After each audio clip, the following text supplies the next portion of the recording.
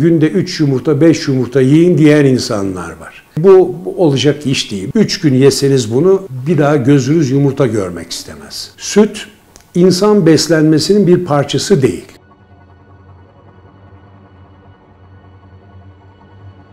Baharatlar tabii binlerce yıldır bilinen, kullanılan gıda maddeleri. Yapılan araştırmalar gösteriyor ki dünyanın en güçlü antioksidanları listesinde hep baharatlar en ön sıralarda alıyor.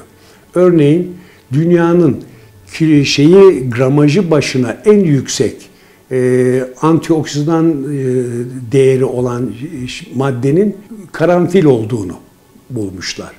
Ama aynı şekilde zencefil, zerdeçal, karabiber, kırmızı biber, her türlü baharatın çok yüksek oranda antioksidan özellikleri var.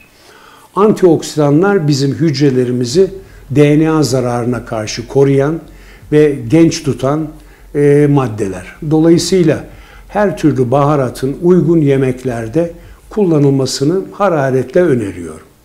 Patates tartışmalı bir konu. Çok insan patatesin bol oranda nişasta ve karbonhidrat içermesi nedeniyle zararlı olduğunu düşünebiliyor.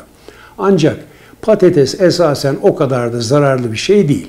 Tabii ne kadar yediğinizin de ölçüsü çok önemli. Sonuçta patates bizim ihtiyacımız olan kompleks karbonhidratları sağlayan bir gıda.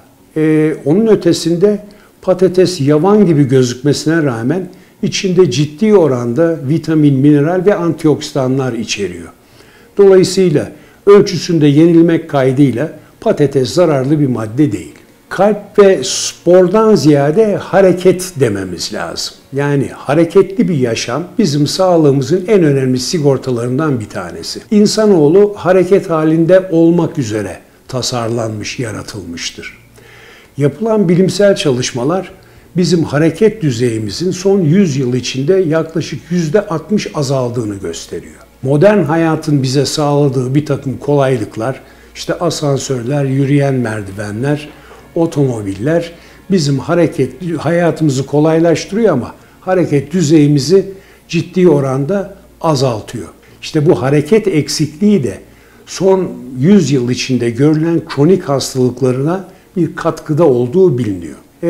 Dolayısıyla hareketli bir yaşam sürdürmek çok çok önemli. Spor tabii belirli yaşlarda her yaşa uygun bir takım spor aktiviteleri var.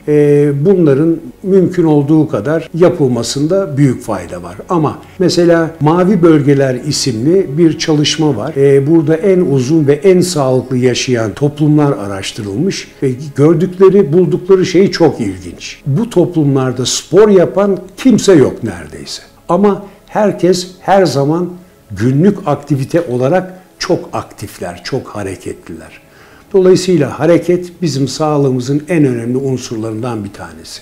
Tereyağı ölçülü yendiği takdirde zararı olan bir madde değil. Ancak tereyağı işte bütün yağlar gibi yüksek oranda kalori içerirler. Ondan sonra doymuş yağ içerirler. Dolayısıyla bunların kısıtlı yenmesinde hiçbir zarar yok. Süt insan beslenmesinin bir parçası değil. Süt annenin yavrusunu beslemek, büyütmek için oluşturduğu bir madde. Her canlının kendine ait, yani memeli canlıların bir süt şeyi var. İnsanlardan hareket edecek olursak ortalama süt verme süresi 1 yıl insanlarda. Bebeğin dişleri çıkmaya başladığında annenin de sütü kesilmeye başlar.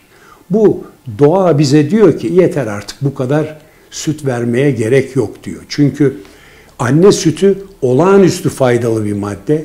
Çocuğun gelişimi, büyümesi ve bağışıklık sisteminin oluşturması açısından çok çok önemli. Ama bir süre sonra bu besinlere ihtiyacımız kalmıyor. Dolayısıyla bebeklerde dahi inek sütü veya bir başka süt kullanımını ben önermiyorum. Bilimsel çalışmalarda büyük oranda bunu teyit ediyor. Yumurta.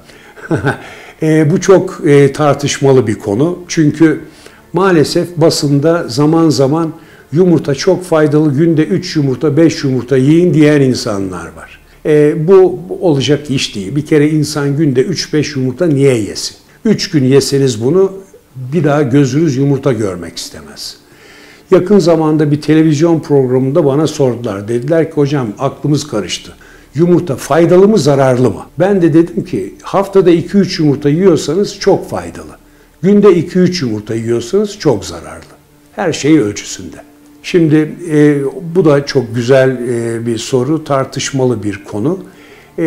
Şimdi açık ciltli insanların, özellikle çocukların öğlen sıcağında direkt güneşe karşı maruz olmaları çok sağlıklı bir şey değil. Her şeyden önce güneş yanıklarına neden olur.